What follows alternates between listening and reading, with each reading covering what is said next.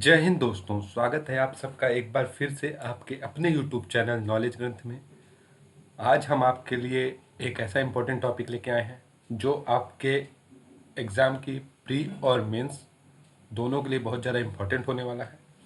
आज हम समझने वाले हैं अर्थ के ओरिजिन के बारे में, इवोल्यूशन के बारे में।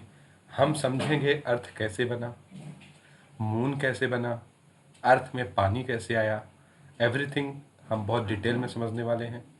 और इससे पहले मैंने आपको ओरिजिन ऑफ सन बताया हुआ है, ओरिजिन ऑफ सोलर सिस्टम, आपका बिग बैंग थ्योरी को डिटेल में पढ़ाया हुआ है। अगर आपने अभी तक वो वीडियो जाकर नहीं देखा है तो वो वीडियो जाकर देखिए, आपको पूरा सब कुछ डिटेल में समझ में आने वाला है। आपको ये वीडियो देखने के बाद बुक रेफ़र करने की ज़रूरत नहीं पड़ेगी। आप या तो इससे नोट्स बना सकते हैं, या तो आपको अगर आपको पीडीएफ चाहिए तो आप हमें टेलीग्राम पे मैसेज कर सकते हैं, हम वहाँ पे आपको पीडीएफ भी प्रोवाइड करा देंगे। तो अगर अभी तक आपने हमारे चैनल को अभी तक सब्सक्राइब नहीं किया है तो हमारे चैनल को प्लीज़ जाकर सब्सक्राइब करें और बेल आइकन को प्रेस करें, जिससे आगे आने वाले सारी वीडियो की इन्फॉर्मेशन आपको मिलती रहे। तो चलिए शुरू करते हैं, समझते हैं अर्थ के इवोल्यूशन के बारे में। तो ज्योग्राफी जब हम शुरू करते हैं तो जियोमॉर्फोलॉजी में हम अर्थ के बारे में पढ़ते हैं। अर्थ का जो स्ट्रक्चर है उसको हम डिटेल्स में बाद में पढ़ेंगे। पहले हम जानेंगे कि अर्थ हमारी बनी कैसे, और इसके लिए दो थ्योरी बहुत ज़्यादा मान्यता प्राप्त थ्योरी है। जो फर्स्ट थ्योरी है, जिसको साइंटिस्ट ने सबसे पहले एक्सेप्ट किया है, सबसे ज़्यादा एक्सेप्ट किया है, वो आपकी है कोर एक्सलेशन मॉडल। और दूसरी थ्योरी जो है वो आपकी है डिस्क इम्बैलेंस। उस थ्योरी को ज़्यादा रिकॉग्नाइज नहीं किया गया है, तो आपके लिए ये थ्योरी इंपॉर्टेंट हो जाती है, द कोर एक्सलेशन मॉडल। तो इस मॉडल के हिसाब से आज से 4.6 billion year ago solar system जो था एक cloud of dust and gas था, जिसको हम सोलर नेबुला कहते हैं। और ग्रेविटी की वजह से और हाई डेंसिटी की वजह से वो कोलैप्स होने लगा अपने आप में, और धीरे धीरे घूमने लगा हाई स्पीड में, क्योंकि वो इम्बैलेंस हो गया था। जिसको मैंने फुल डिटेल्स में आपका, अगर आप big bang theory of Laplace की थ्योरी को ऊपर जो मैंने वीडियो बनाया समझेंगे तो आपको ये चीज़ पूरी डिटेल में समझ में आने वाली है। अगर मैं इस चीज़ को अभी समझाने लगा तो वीडियो बहुत ज़्यादा लंबा हो जाएगा। तो आप इतना समझिए कि आपका डस्ट और क्लाउड का जो गैस का जो एक क्लाउड था, सोलर नेबुला, जो ग्रेविटी की वजह से कोलैप्स हुआ और हाई स्पीड में घूमने लगा, जिसकी वजह से आपका सन बना। और सन जो था वो सेंटर ऑफ नेबुला था। मतलब आप समझ सकते हैं, अगर एक क्लाउड था तो अगर स्पीड में घूमता क्लाउड हो तो बीच में सन बन गया, आपके सामने ये साइड में क्लाउड्स घूम रहे थे, और यही क्लाउड्स बाद में धीरे धीरे एक्यूमुलेट होकर आपके प्लैनेट्स बने। उसी में एक प्लैनेट है हमारी प्यारी धरती, जिसको हम अर्थ बोलते हैं। ठीक है। तो विद द राइज ऑफ सन, जैसे जैसे जब सन बना और सन में लाइट आई, हीट एनर्जी आई, तो उसकी वजह से फ्यूजन हुआ। फ्यूजन मतलब होता है कि दो एटम आपस में जुड़ने लगते हैं। हाई टेम्परेचर की वजह से जब इसमें फ्यूजन होने लगा तो आपके जो छोटे छोटे पार्टिकल्स, जो स्मॉल पार्टिकल्स थे, वो धीरे धीरे ग्रेविटी की वजह से पास आने लगे और लार्ज पार्टिकल में कन्वर्ट होने लगे। मतलब जैसे मैंने आपको बताया, ये फैलने लगा और छोटे छोटे क्लाउड्स जो थे वो ग्रेविटी की वजह से आपस में पास आने लगे और बड़े क्लाउड में कन्वर्ट होने लगे। ठीक है। और जो सोलर विंड आई, सोलर विंड आपकी क्या होती है? सोलर विंड होती है कि सन जो बना हुआ है, आपको पता है उसमें हाइड्रोजन हीलियम मेनली होता है, उसका फ्यूजन होता है, जिसकी वजह से सन में एनर्जी आती है, हीट एनर्जी आती है। तो सन के बाहर जो कोरोना होता है, सन का जो आउटर सरफेस होता है, उसको हम लोग कोरोना बोलते हैं, सर का आउटर सरफेस। आप वायरस कोरोना मत समझ लीजिएगा।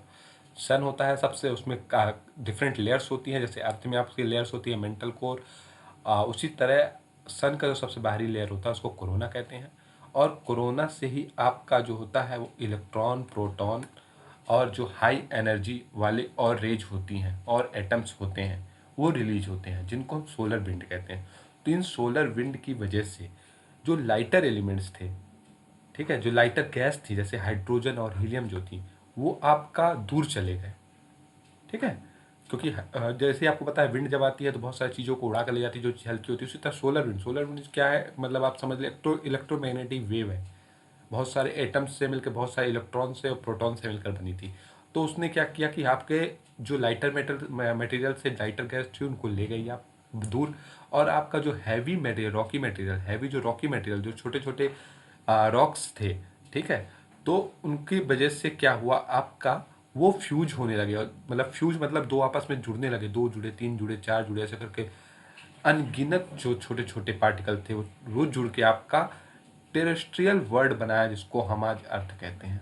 तो समझ में आ रहा होगा आपको।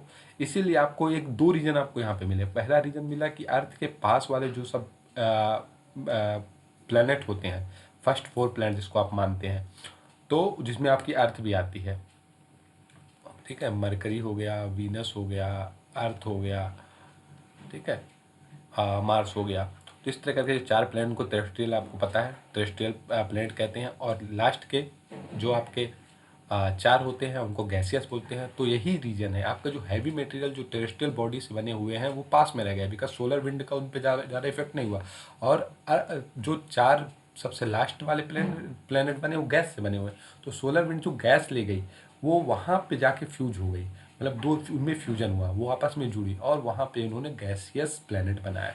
तो हम अर्थ की बात कर रहे हैं, तो अर्थ जो बनी है वो हैवी मटेरियल से, जब जैसे आपको पता है बनी है।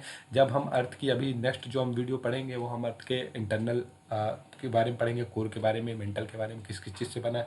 तो आपको पता होना चाहिए कि निकिल और फेरस जो होता है, ठीक है, सिलिका होता है, एल्यूमिनियम होता है, इन सब चीज़ों से मिलकर अर्थ बनी हुई है। तो ये हैवी मटेरियल थे, हैवी मटेरियल जो थे वापस में फ्यूज हुए और आपकी अर्थ बनी। आगे समझते हैं।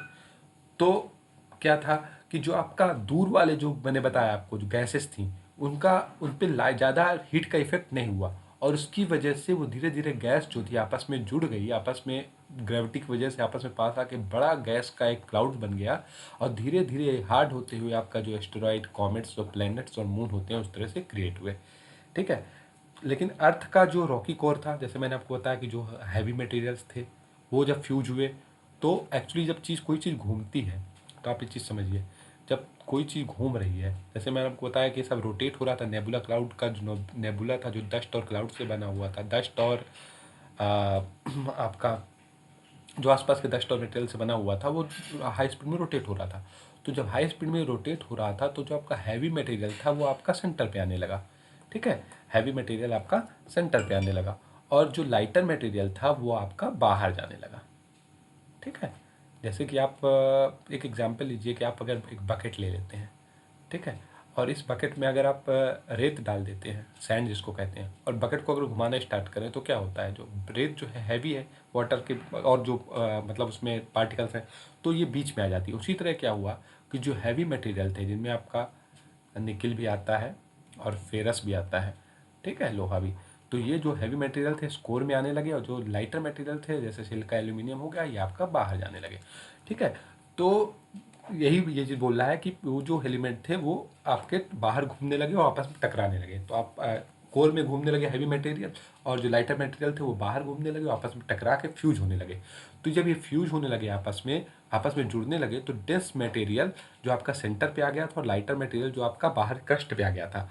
तो उसी समय आपकी मैग्नेटिक फील्ड जनरेट हुई, ठीक है। मैग्नेट, जैसे आपको पता है अर्थ की एक मैग्नेटिक फील्ड होती है, तो अगर आपने Faraday's law of electromagnetic induction पढ़ा होगा, अगर आपने फिजिक्स पढ़ी होगी, आपने सबने पढ़ी होगी 11th-12th में, तो उसमें आपको पता है कि जब कोई चीज़ इलेक्ट्रोमैग्नेटिक, जब मटेरियल कोई रोटेट हो रहा होता है, ठीक है, तो उसमें मैग्नेटिक फील्ड जनरेट हो जाती है। तो इसी तरह अर्थ में भी एक मैग्नेटिक फील्ड जनरेट हुई, और इसकी वजह से क्या हुआ कि अर्थ जो होती है मैग्नेट हो गई, ठीक है। अर्थ हमारी एक मैग्नेट की तरह रिएक्ट करती है, नॉर्थ पोल और साउथ पोल जैसे आप समझते हैं, ठीक है। और अर्थ की जो ग्रेविटी बनी, उस ग्रेविटी की वजह से जो आसपास की कुछ गैसेस थी उसको इसने अपने पास, मतलब अट्रैक्ट कर लिया ग्रेविटी की वजह से, और यही आपका बन गया एटमॉस्फेयर। जो आप एटमॉस्फेयर आज देखते हैं जिसमें आपकी बहुत सारी गैस है, कार्बन है, ऑक्सीजन है, नियॉन है, ऑर्गन है, और कार्बन मोनोऑक्साइड, ये सब गैस जो होती हैं, तो ये आपका एटमॉस्फेयर बनी, जो अर्थ की ग्रेविटी की वजह से आपका खींचे रखा, पुल की वजह से, ग्रेविटी पुल की वजह से, ठीक है। चलिए आगे समझते हैं। तो इस इवोल्यूशन, जो अर्थ का इवोल्यूशन हो रहा था उस समय अगर हम बात करें, तो अर्थ में उस समय काफ़ी इम्पैक्ट हुआ, बिकॉज बहुत सारी चीज़, बहुत सारे जो मटेरियल थे वो आपस में घूम रहे थे। जैसे आपको पता है सेंटर पे तो आपका सन आ गया था और बाहर जो चीज़ें थी वो घूम रही थी, तो इनमें कोलिजन हो रहा था। कोलाइड की वजह से हम ऐसा अभी तक हमें ऐसा पता चला साइंटिस्ट के द्वारा, जो मार्स था, मंगल ग्रह जिसको हम कहते हैं, ठीक है, जिस पे हम जा भी चुके हैं, तो मार्स ने अर्थ पे एक इम्पैक्ट डाला। और ये इम्पैक्ट की वजह से क्या हुआ कि आपका अर्थ का कुछ पार्ट टूट गया, और वो अर्थ का जो टूटा हुआ पार्ट था, ठीक है, सपोज ये अर्थ थी, ठीक है, सपोज मान लेते हैं हम ये अर्थ थी, सपोज ये घूम रही थी और मार्स आके इस पर टकरा गया। इसके टकराने से इसका कुछ पोर्शन जो था वो मार्स ले गया, मतलब वो टूट गया, और टूट के आपस में जुड़ के क्या बन गया, आपका मून बन गया। तो आपको समझ में आया कि मून क्या किस तरह से होते हैं, कि हम बोलते हैं इस प्लेनेट के 84 मून है, प्लेनेट के 27 मून है, इस प्लेनेट का एक मून है, अर्थ का एक मून है। तो उसी तरह से ये जो मून जिस प्लेनेट से टूटा हुआ है वो उसका मून कहलाता है, वो ग्रेविटी की वजह से उसकी चारों ओर घूमता रहता है, ठीक है। तो आपको समझ में आ गया मून कैसे बना। अर्थ में मार्स जैसा कोई बड़ा ग्रह आके टकराया, जिसकी वजह से उसका कुछ पार्ट टूट गया, और वही स्क्रैच पार्ट जो था वो आपका मून बन गया। अब क्या था कि आपका जो मेंटल के नीचे, देखिए भाई, हम जब अर्थ का इंटीरियर पढ़ेंगे तो उसमें आप मेंटल और क्रस्ट के बारे में बात करेंगे, कोर, मेंटल और क्रस्ट की सब की बात करेंगे। तो मेंटल आप समझ लीजिए कि मोल्टन मटेरियल टाइप हो गया, ठीक है। मतलब जो मटेरियल है आपका, वो कोर पे तो बहुत हार्ड हो गया, हाई टेम्परेचर की वजह से। उसके ऊपर जो थोड़ा सा वो थोड़ा मतलब हो गया आपका लिक्विड स्टेट में। तो लिक्विड स्टेट में होने की वजह से जो क्रस्ट के नीचे था, तो उसमें प्लेट टेक्टोनिस होने लगी। आगे प्लेट टेक्टोनिस थ्योरी पढ़ने वाले हैं, बहुत इंपॉर्टेंट थ्योरी है, बहुत एग्जाम के दृष्टि से बहुत ज़्यादा इंपॉर्टेंट होने वाली है। तो उसकी वजह से जो लार्ज प्लेट थी रॉक पे, वो अर्थ के सरफेस पे आ गई, ठीक है, धीरे धीरे अर्थ के सरफेस पे आने लगी। और एक कोलिजन और फ्रिक्शन की वजह से इन्होंने माउंटेन और वॉल्केनो, ये भी हम आगे पढ़ने वाले हैं, माउंटेन कैसे बनते हैं, वॉल्केनो कैसे बनते हैं, एवरीथिंग समझने वाले हैं। तो आपका अभी आप समझिए कि मेंटल जो था लिक्विड स्टेट था, लिक्विड स्टेट था, उसके ऊपर बड़े बड़े चट्टान जो थे वो फ्लोट कर रहे थे, वो आपस में टकराए, और उनके टकराने से आपका माउंटेन और वॉल्केनो बना। और जिस वो उन वॉल्केनो की वजह से आप आपका जो गैस निकली वो एटमॉस्फेयर में आ गई। कुछ तो ग्रेविटी की वजह से आ गई, और कुछ जो थी वो वॉल्केनो की वजह से आ गई। इसलिए आज एटमॉस्फेयर इतना ज़्यादा गैसों से भरा हुआ है, ठीक है। चलिए आगे समझते हैं। अगर हम पॉपुलेशन ऑफ कॉमेट और एस्टेरॉयड की बात करें, तो अभी अगर हम बात करें तो ये बहुत कम मात्रा में दिखते हैं, लेकिन उस समय जब कोल्यूजन वाला फेज था, यंग फेज था, जिस समय सन और अर्थ आपका यंग फेज में था, उस समय इनकी मात्रा बहुत ज़्यादा थी।